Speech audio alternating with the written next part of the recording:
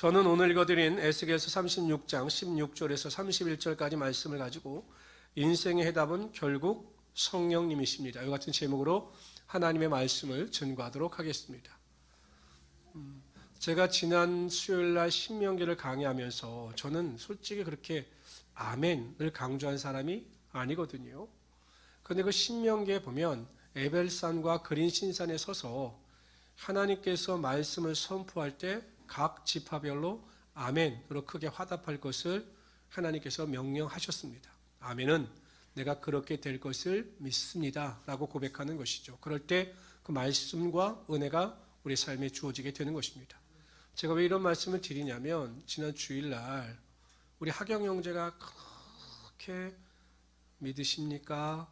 아멘 하십니까? 라고 찬양할 때 이야기를 해도 우리 성도님들은 결심하고 반응을 보이시지 않는 모습을 제가 저 안에서 들었어요.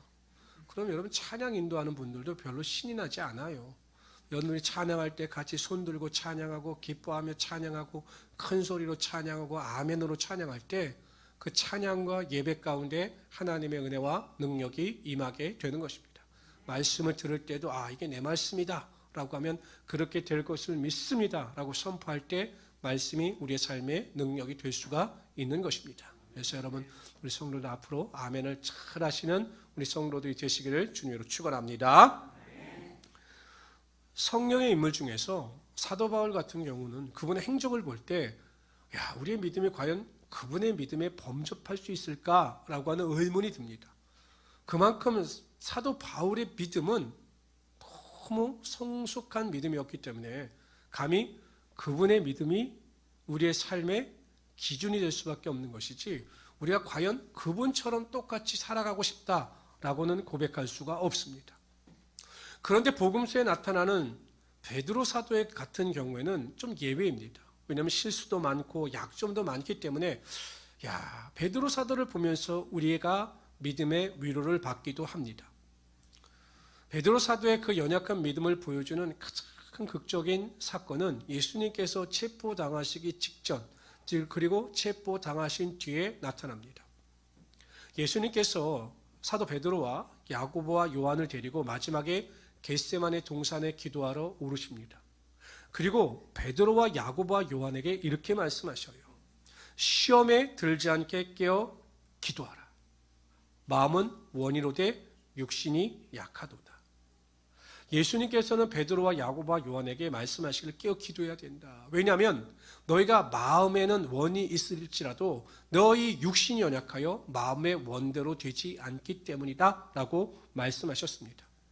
그러나 베드로는 그 말의 의미를 몰랐습니다. 그러나 예수님께서 예언대로 베드로가 예수님을 3번 부인합니다. 그리고 닭이 울자 베드로는 그 예수님의 예언이 생각되었습니다. 그래서 나와서 통곡하면서 울었습니다. 왜 울었을까요? 마음으로는 예수님을 모른다라고 하는 말을 하고 싶지 않았습니다. 예수님을 사랑합니다. 예수님을 따라다니는 사람입니다 라고 고백했지만 마음의 원이 아니라 내가 꼭 예수님을 안다, 예수님을 따라다닌다라고 하는 그 사실로 인하여 예수님과 똑같이 고통과 고난을 당할 것을 두려워하여 육신의 연약함 가운데 굴복하여 예수님을 모른다라고 고백한 자기 자신이 너무 답답하고 한심하여 통곡하여 눈물을 흘리는 것입니다. 마음은 원인데 육신이 연약하여 자신의 마음과 생각대로 자신의 행위가 따르지 않았던 거죠. 저는 많은 성도님들을 상담하고 많은 성도님들과 이야기할 때마다 그 성도님들이 저에게 주시는 고백이 있습니다. 이 베드로의 고백과 똑같아요. 목사님, 압니다. 내가 다른 사람을 사랑하고 다른 사람을 섬겨야 하는 것을 압니다. 원수까지도 사랑해야 하는 것을 압니다. 그러나 믿습니다. 마음은 사랑해야 한다는 것을 아는데 내 마음과 생각이 그렇게 따라가지를 못합니다 라고 고백합니다. 이해를 합니다. 목사님 말씀대로 제가 매일 깨어서 기도하고 하나님의 은혜와 능력대로 살아가기를 원합니다. 압니다. 그러나 육신이 연약해서 제가 기도하지 못하고 깨어있지 못한 것을 한탄합니다 라고 저에게 상담을 합니다. 말씀을 읽고 싶은데 전도하고 싶은데 마음은 원이로되 육신이 연약하여 그렇게 살지 못합니다 라고 고백하는 성도들을 저는 수없이 만났고 그들의 아픔에 동감을 합니다. 해야 할 일과 하고 싶은 영적인 일이 너무 많아요. 마음으로는 사모하고 마음으로는 행하고 싶습니다. 그렇게 행동하고 싶습니다. 그러나 육신이 연약한지라 우리의 말과 우리의 행위가 내 마음과 생각대로 같이 가는 것이 아니라 따로 움직이는 것을 경험하게 된다는 것입니다. 네, 성도 여러분, 마음은 원이로 돼 육신이 연약하여 예수님의 말씀대로 살지 못했던 베드로의 삶의 전환점이 나타납니다. 오순절날 마가의 다락방에 성령의 능력이 임하게 되자 베드로는 마음의 원대로 믿음대로 행위대로 살아가는 하나님의 귀한 사도로 변화가 되었습니다. 더 이상 사람을 두려워하지 아니하고 육신에게 져서 육신에게 종노하지 않습니다. 깨어 기도하라 라고 하는 예수님의 명령에 잠자던 베드로가 시간이 되면 성전에 올라가 간절한 마음으로 기도하는 기도의 사람으로 변화가 되었습니다. 완전히 인생이 역전이 된 것이죠. 어떻게 그것이 가능했느냐? 답은 하나입니다. 성령께서 그와 함께 하시고 성령의 능력이 그의 삶에 임했기 때문입니다. 오늘 본문의 배경이 되는 시대적 배경은 이 에스겔 시대는요, 이스라엘 민족이 이 바벨론 왕에 의하여 3차의 공격을 받아요. 그리고 완전한 멸망은 주전 586년에 일어납니다. 그러나 그 전에 주전 605년, 주전 597년에 두 번의 침략을 받게 됩니다. 에스겔은 2차 침략, 주전 597년에 2차 침략 때 포로로 잡혀와서 이방 땅에서 예언을 하고 있는 겁니다. 희망이 없지요, 여러분. 포로로 잡혀왔는데 언제 자신의 조국으로 돌아갈지 희망이 없습니다. 그런데 하나님께서 그에게 메시지, 희망의 메시지를 주셔요. 돌아갈 것이다. 근데 그 핵심이 무엇이냐? 성령님이셨다는 거죠. 성령을 통해서 회복케 하시고 성령을 통해서 소망을 줄 것이다 라고 하나님께서 말씀하셨던 것입니다. 베드로의 삶을 변화시킨 분도 성령님이셨고 절망에 빠진 유대인들에게 소망을 주셨던 분도 성령님이셨습니다. 우리의 인생의 해답은 결국 성령님이 되신다라는 것입니다. 예수님께서 이 땅을 떠나가시기 전에 제자들에게 명령하셨습니다. 보혜사 성령을 너에게 허락하여 줄 것이다. 그 보혜사 성령께서 이 시대를 살아가고 있는 저와 여러분의 삶에도 함께하여 주셔서 인생의 해답을 제시해 주시고 문제 가운데 능히 이길 수 있는 정답을 우리에게 알려주시는 것입니다. 그래서 우리 인생의 가장 핵심은 성령의 충만함 가운데 구하는 것입니다. 그래서 저는 오늘 본문 말씀을 중심으로 해서 어떻게 성령께서 우리의 인생의 해답이 되시고 우리의 문제 해결의 능력자가 되시는가에 대하여 살펴보라 함께 은혜를 나누고자 합니다. 첫 번째로 성령께서 우리 가운데 함께 하시면 우리를 거룩함으로 인도하십니다. 25절 한번 다 같이 읽어봅시다. 25절 읽습니다. 시작. 맑은 물을 너에게 뿌려서 너희로 정결하게 하되 곧 너희 모든 더러운 것에서와 모든 우상 숭배에서 너희를 정결하게 할 것이며. 보통 성령을 상징적으로 표현하는 다양한 표현 방법이 있는데 그 가운데 하나가 이 물입니다. 요한복음 7장에 보면 이렇게 말씀하십니다. 다 같이 읽어봅시다. 시작. 나를 믿는 자는 성경의 이름과 같이 그 배에서 생수의 강이 흘러나오리라 하시니 이는 그를 믿는 자들이 받을 성령을 가리켜 말씀하신 것이라. 예수께서 아직 영광을 받지 않으셨으므로 성령이 아직 그들에게 계시지 아니하더라. 생수의 강이 흘러 넘친다. 물이 흘러 넘친다. 이것은 꼭 성령에 대한 예표입니다. 그래서 25절에 보면 맑은 물, 이것은 곧 성령을 예표하는 것이고 그 맑은 물, 성령의 능력을 통해서 너희를 정결하게 하실 것이다 라고 말씀하고 있습니다. 성경에 보면 이 성령은 우리의 거룩함과 관련이 많이 있습니다. 로마서 15장 16절을 읽어봅시다. 읽습니다. 이 은혜는 곧 나로 이방인을 위하여 그리스도 예수의 일꾼이 되어 하나님의 복음의 제사장 직분을 하게 하사 이방인을 제물로 드리는 것이 성령 안에서 거룩하게 되어 받으실 만하게 하려 하심이라. 성령 안에서 거룩하게 하신다라는 것입니다. 데살로니가후서 2장 13절입니다. 주께서 사랑하시는 형제들아 우리가 항상 너희에 관하여 마땅히 하나님께 감사할 것은 하나님이 처음부터 너희를 택하사 성령의 거룩하게 하심과 진리를 믿음으로 구원을 받게 하심이니라. 그러니까 성령은 항상 우리를 거룩하게 하시고 정결케 하여 주신다라는 것입니다. 당연하죠. 성령이 하기오스 푸뉴마입니다. 거룩한 영이란 뜻입니다. 그렇기 때문에 성령이 우리 안에 임하시면 성령께서 우리를 거룩하게 하신다라는 것입니다. 그런데 여러분 감사한 것이 무엇이냐? 성령의 능력을 쫓아 우리가 거룩하게 되면 하나님은 그 거룩한 자들 가운데 하나님의 은혜와 축복이 나타나게 하여 주신다는 거죠. 하나님은 지혜가 충만한 자, 많이 배운 자 이런 자들이 아닙니다. 고린도전서에 보면 미련한 자들을 택하사 지혜로운 자들을 부끄럽게 하시고 가난한 자들을 택하사 부한 자들을 부끄럽게 하신다라고 말씀하셨습니다. 우리가 비록 많은 것이 없고 또 많은 것을 소유하지 못했다 할지라도 하나님 앞에 거룩하게 되면 하나님은 그 정결하고 거룩한 자들을 통해서 하나님의 능력이 반드시 나타나게 하여 주시는 거죠. 제가 대학원에 다닐 때 조교를 할 때 알던 직원분이 한 분 계셨어요. 그냥 보통 여러분 신학대학교도 직원을 뽑을 때 예수 믿는 사람들을 뽑습니다.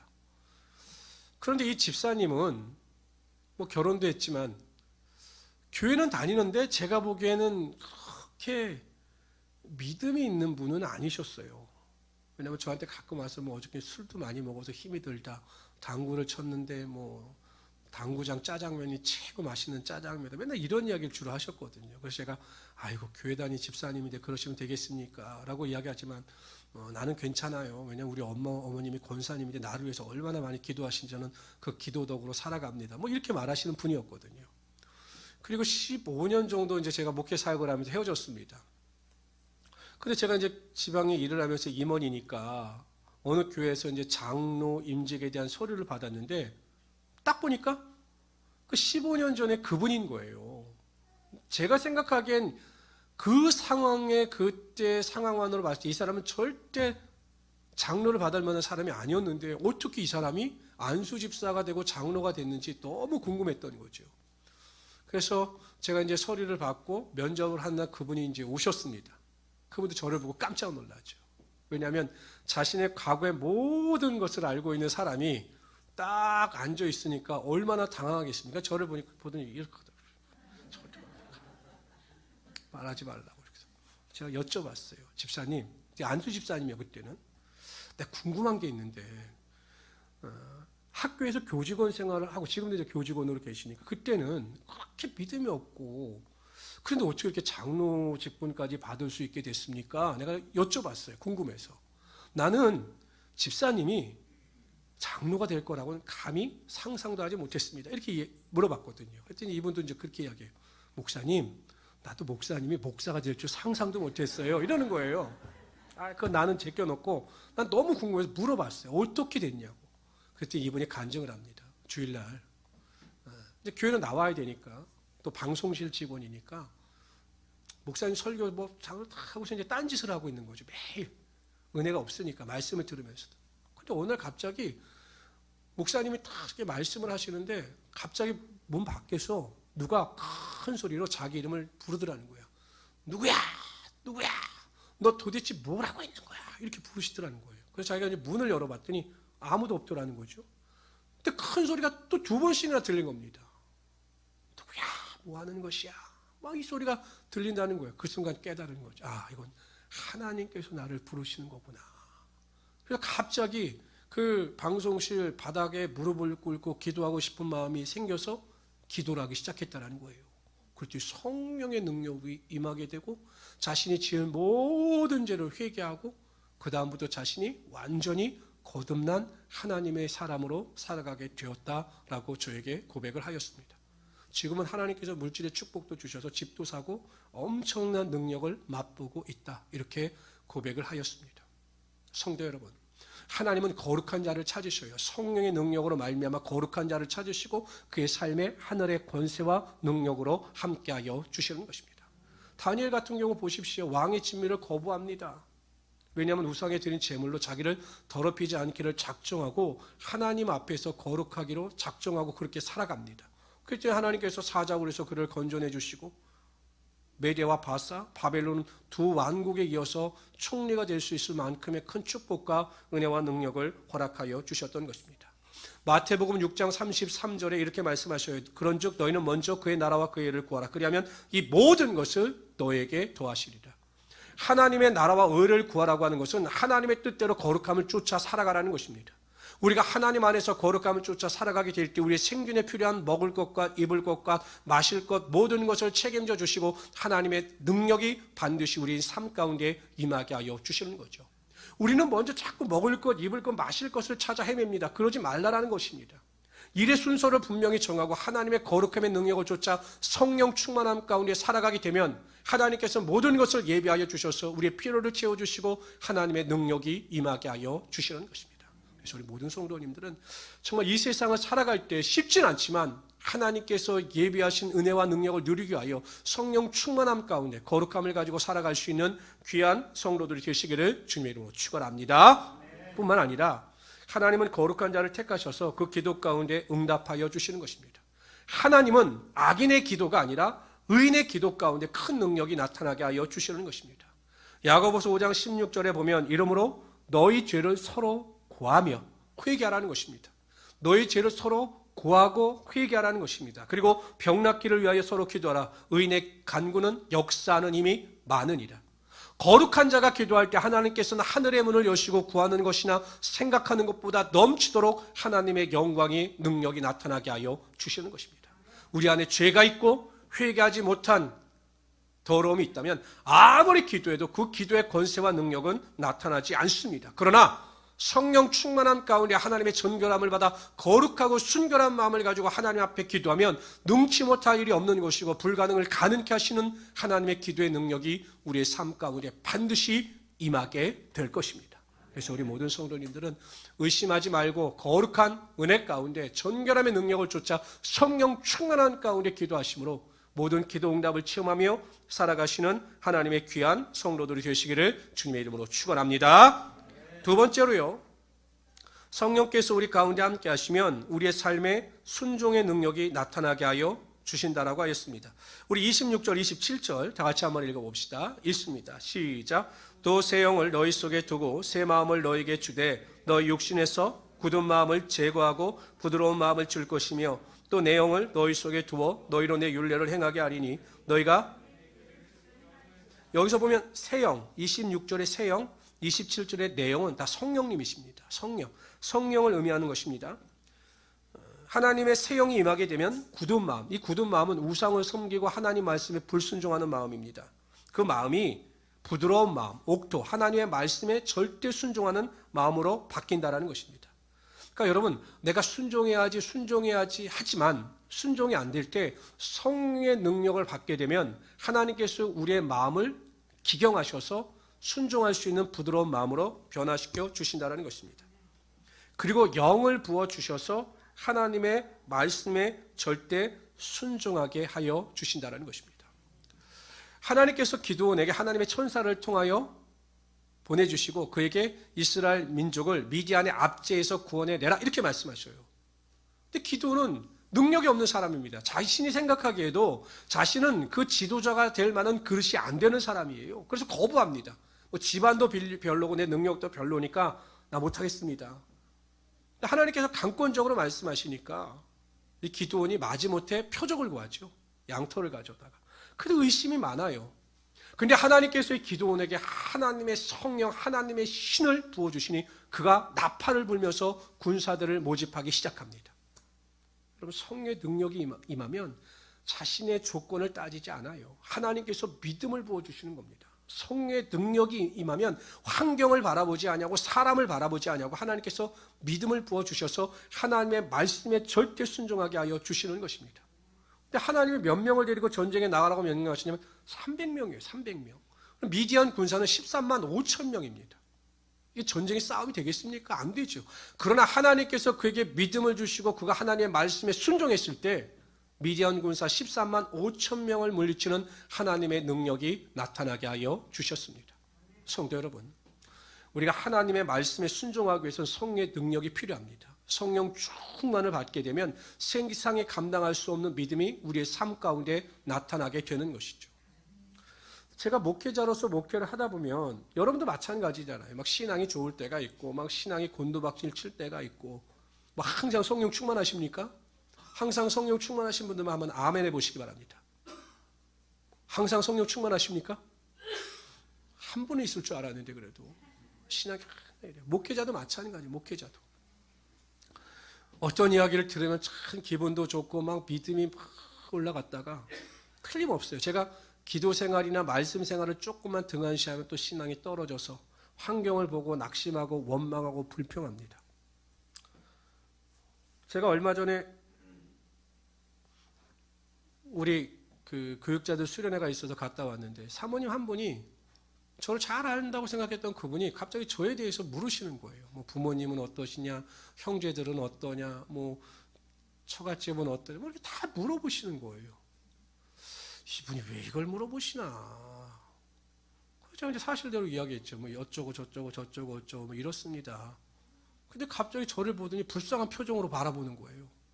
참 목사님 짐이 많으십니다. 나는 한 번도 내 인생에 짐이 있다고 생각해 본 적이 없는데도 그 말을 들으니까 짐이 많은 것 같더라고요. 제가 생각하기에 난 내 인생에 내 짐이 없다. 난 내 인생에 축복받은 인생이다. 이렇게 생각을 했는데 내 이야기를 그러니까 제가 자신 있게 제 삶을 이야기했겠죠. 제 형제나 제 뭐 가족을 다 이야기했겠죠. 근데 그분은 갑자기 저에게 이야기를 다 듣더니 짐이 무거우시겠어요? 이러는 거예요. 또 그 말을 듣고 보니까 또 무거운 것 같기도 하고. 그런데 여러분, 저는 한 번도 내 인생의 짐이, 내 삶의 모든 것이 무겁다고 느껴본 적이 별로 없어요. 저는 이 말을 제일 싫어합니다. 그래서 이 말 하지 말라고 그래요. 목사님 힘드시죠? 목사님 힘내세요. 나는 힘든 적도 없고 힘이 빠져본 적도 없어요. 근데 거기다 대면 꼭 내가 힘들어야 되고 힘이 빠져야 될 것 같아요. 아니 어렵지 않고 힘들지 않은데 왜 자꾸 힘내라고 하는지. 여기서 힘 더 냈다가 큰일 납니다. 근데 자꾸 힘내라고 그러고 자꾸 힘들지 않으세요? 이 말을 물어보는 거예요. 저는 안 힘들어요. 왜 그런가 곰곰이 생각해보면 결국 하나님 앞에서 매일 깨어 기도하고 하나님의 말씀을 준비하면서 읽음으로 하나님의 말씀이 나의 삶에 주어지고 하나님의 말씀대로 순종하려고 할 때 하나님께서 저에게 은혜를 베풀어 주셨기 때문입니다.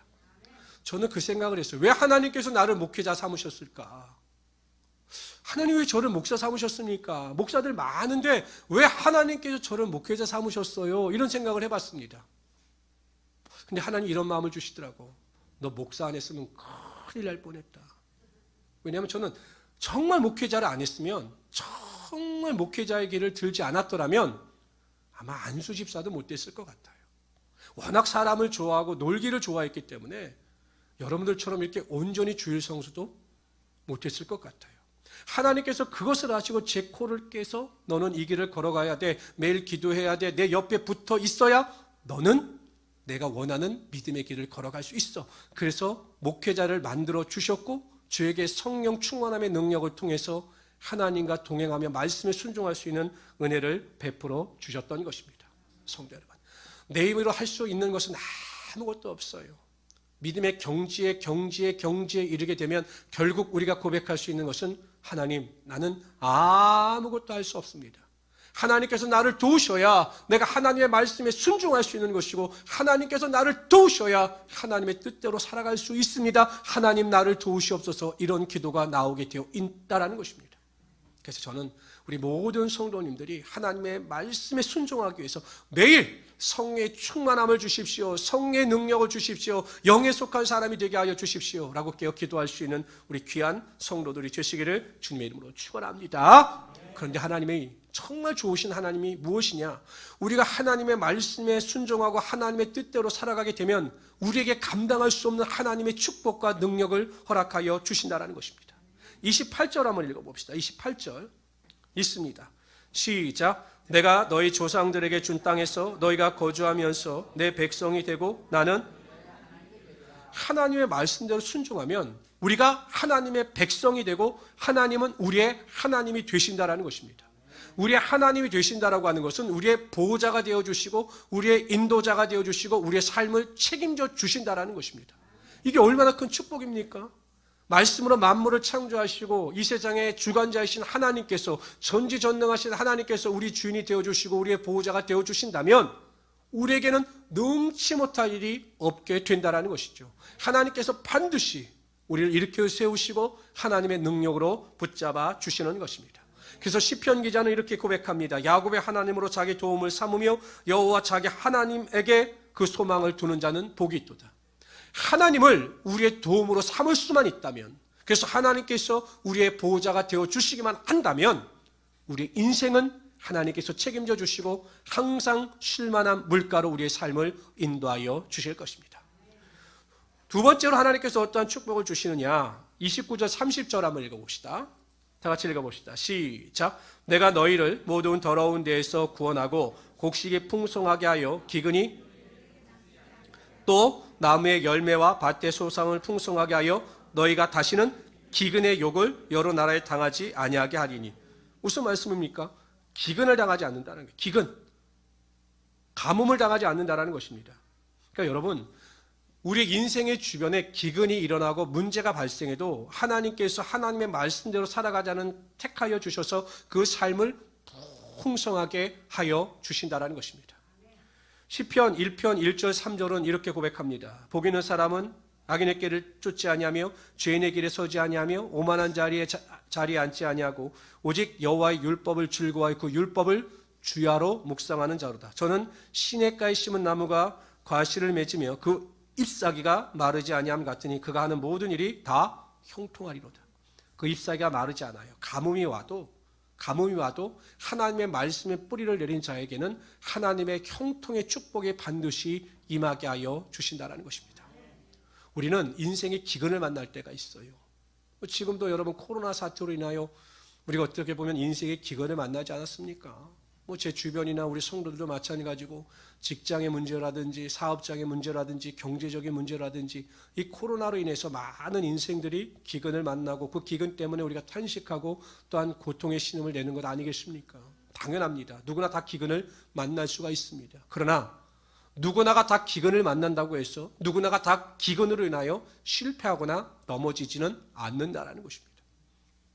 제가 이번에도 여러 가지 SNS나 또한 여러 가지 이렇게 뉴스를 통해서 보면 코로나로 인해서 많은 가정경제도 무너지고 또 많은 사업장도 무너져요.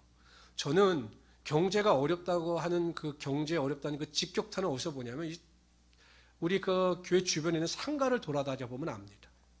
수없이 업종이 바뀌어요. 업종이 바뀌고 또 새로 들어오고 다시 망하고 다시 들어오고 이게 굉장히 심합니다. 지금 보면 그게 빈번하거든요. 참 어렵죠. 그런데 또 한편으로는 이 어려운 시대 가운데 장사가 잘 되는 집은 또 여전히 잘 되거나 더 잘 된다는 것이에요. 지금도 보면 막집 같은 데 가서는 보면 1시간씩 기다려서 음식을 먹는 사람들이 있다고 합니다. 아무리 기근이라 할지라도 본질에 충실한 사람들은 다시 일어설 수 있다는 것입니다. 성도 여러분, 우리가 인생의 기근을 만나고 삶의 기근을 만날 때 낙심하지 마시고 본질로 돌아가시면 됩니다. 성령 충만하여 하나님의 말씀대로 순종하고 기도하는 일에, 예배하는 일에, 말씀을 읽는 일에 충실하게 되면, 하나님의 말씀대로 뜻대로 살아가고자 하는 일에 충실하게 되면 하나님의 어떠한 기근 가운데 있다 할지라도 여러분들을 구원하여 주시고 그들의 삶에 하나님의 능력이 나타나게 하여 주시는 것입니다. 가정의 문제, 질병의 문제, 가난과 저주의 문제, 모든 문제로부터 자유함을 얻게 하여 주시고 풍성한 가운데 착한 일을 넉넉히 베풀며 살아갈 수 있도록 하나님의 은혜가 나타나게 하여 주실 것입니다. 저는 이번 주간에 하나님의 말씀을 묵상하는데 제 패친이 갑자기 뜬금없이 말씀 하나를 보내줬어요. 목사님, 이 말씀이 너무 좋아서 제가 보내드립니다. 그런데 이 말씀을 제가 정말 좋아하고 매일 묵상하는 말씀이었는데 이번 주에 이 말씀을 받는 순간 저에게 큰 은혜가 임했습니다. 그래, 이거다. 아무리 상황이 어렵고 힘들어도 능치 못할 하나님 안에서 우리가 믿음을 가지게 되면 하나님은 채우시는구나라는 확신을 더 가지게 되었습니다. 다 같이 읽어봅시다. 시작. 나의 하나님이 그리스도 예수 안에서 영광 가운데 그 풍성한 대로 너희 모든 쓸 것을 채우시리라. 그냥 하나님은 채우시는 분이 아니십니다. 우리 쓸 것을 그냥 채우시는 분이 아니에요. 간당간당하게 부어주시는 분이 아니십니다. 풍성한 대로 넘치도록 우리의 삶에 하나님의 풍성함의 능력이 나타나게 하여 주시는 것입니다. 꿈을 꾸시기 바랍니다. 믿음을 가지시기 바랍니다. 소망 가운데 살아가시기를 바랍니다. 그래, 내가 성령 충만하여 말씀에 순종하고 말씀대로 살아가게 되면 하나님께서 나를 보호하시고 이끄시며 어떠한 기근 가운데서도 풍성하게 채워주시는구나. 이러한 믿음을 가지고 반드시 승리하며 살아갈 수 있는 하나님의 귀한 성도들이 되시기를 주님의 이름으로 축원합니다. 제가 이틀 전인가 제 후배 목사 하나가 이제 밴쿠버로 밴쿠버로 이제 발령이 나서 이제 밴쿠버 순복음교회를 큰 담임한다고 가서 좀 만나자고 해서 이제 후배들하고 제가 행주산성에서 만났습니다. 다 이야기를 끝나고 이제 기도해주고 그 후배를 보냈는데 마지막에 후배 하나가 남더니 형한테 할 말이 있다고 그러는 거예요. 그래서 뭐니? 그랬더니 형은 좀 알아야 되고 형이 좀 기도가 필요하니까 형 나를 위해서 좀 기도해줘. 그래서 이제 둘이 남아서 또 이제 이야기를 하게 됐어요. 나머지 보내고. 내용은 이제 이런 겁니다. 형, 나 교회가 너무 어려워서 택배를 해야 될 것 같아. 근데 나는 솔직히 나 혼자 택배를 하러 가긴 그렇고 한 사람이 필요한데 형도 같이 할래? 이러는 거예요. 제가 왜 나를 생각했니? 형은 돈 들어갈 일이 많을 것 같고 다들 지금 교회가 어려운데 형 괜찮대. 한번 해봅시다. 이러는 거예요. 새벽 기도는 어떡하고? 형 몇 명 나와? 뭐 나오는 게 아니고 그래도 아침에 몇 분 나오고 새벽 기도 시청하는 분들로 한 16 많을 때 20명까지 돼. 그래? 내가 뭐 시간을 봐볼 테니까 그럼 형은 한 7시부터 하면 될 것 같은데. 그래서 야, 네가 나에 대해서 염려해 준 건 고마운데 나는 그냥 목회나 열심히 하련다. 그리고 너도 그냥 네 생각대로 그 일 찾지 말고 하나님 앞에 정말 무릎 꿇고 기도해서 하나님께서 채워주심을 경험해야 네 목회가 바로 될 거야. 그러니까 너도 택배하지 말고 그냥 더 기도해봐. 이렇게 위로하고 왔는데 또 연락이 올지 모르겠어요. 좋은 자리 났으니까 형도 한번 와서 해보라고. 네, 여러분 다 어렵지요. 다 어려워요. 뭐 어렵지 않은 사람이 어디 있어요. 그러나 이 어려움을 타개해 나가는 방법은 사람마다 다릅니다. 그러나 우리에게는 하나님께서 믿음을 주셨기 때문에 믿음의 방식대로 살아가게 되면 하나님께서 반드시 믿음대로 되게 하여 주시는 것입니다. 예수 그리스도가 승천하시고 나서 제자들은 삶이 막막했어요. 왜냐하면 3년 동안에 예수님을 따라다니느라고 자신의 모든 일상생활을 포기했기 때문에 무엇을 어디에서부터 시작해야 될지 몰랐습니다. 그러나 예수님께서는 한 가지 명령을 주셨습니다. 예루살렘을 떠나지 말고 너희가 모여서 기도하라. 그럼 성령을 선물로 받을 것이다. 오직 그것만이 그들의 삶의 유일한 해결책이었음을 깨닫고 그들은 모여서 기도하기 시작합니다. 무엇을 해야 할지 어떻게 해야 할지 전혀 모르는 상황 가운데에서 그들은 믿음으로 모여 기도할 때 오순절날 성령의 능력이 임하게 되는 것입니다. 그들이 성령의 충만함을 받자 그들은 인생의 해답을 얻었습니다. 성령의 능력을 쫓아 증인으로서 복음을 증거할 때 그것이 하나님의 뜻이라는 사실을 알고 자신의 생명마저도 내어놓고 하나님을 위하여 동분서주하며 하나님의 복음을 증거하는 일에 최선을 다하며 살아갔습니다. 때로는 채찍에 맞기도 하고 때로는 옥에 갇히기도 하면서 모진 고난과 환난을 당했습니다. 그러나 여러분 보십시오. 그들의 성령을 통해서 인생의 해답을 얻고 증인으로의 삶을 올바로 살아갈 때 하나님께서 그들을 통해서 역사하심으로 그들을 핍박하는 로마가 복음으로 정복되어지고 온 세계 가운데 그리스도의 복음이 전파될 수 있었던 것입니다. 인생에 있어 해답을 찾는 자는 분명히 그 인생이 복되게 되어 있습니다. 인생의 해답은 우리로부터 비롯되어지는 것이 아니라 하나님께서 우리에게 그 해답을 알려주셔야 온전해질 수 있는 것입니다. 성령이 우리의 인생의 해답이 되어 주십니다. 성령 충만한 자들은 인생의 해답을 얻고 그 안에서 복된 삶을 살아갈 수 있게 되는 것입니다. 그래서 우리 모든 성도님들은 항상 성령 충만을 사모하시기를 바랍니다. 그래서 정결한 삶을 살아가십시오. 거룩한 삶을 살아가십시오. 그래서 어떠한 일에서든지 기도의 응답을 체험하고 하나님의 능력을 경험하시길 바랍니다. 성령 충만하여 하나님의 말씀에 절대 순종하시길 바랍니다. 그러면 하나님께서 여러분들의 보호자가 되어주시고 기근 가운데 풍성함의 은혜와 능력으로 여러분의 삶을 채워주실 것입니다. 이러한 은혜와 능력을 가지고 승리하며 살아가시는 하나님의 귀한 성도들이 되시기를 주님의 이름으로 축원합니다.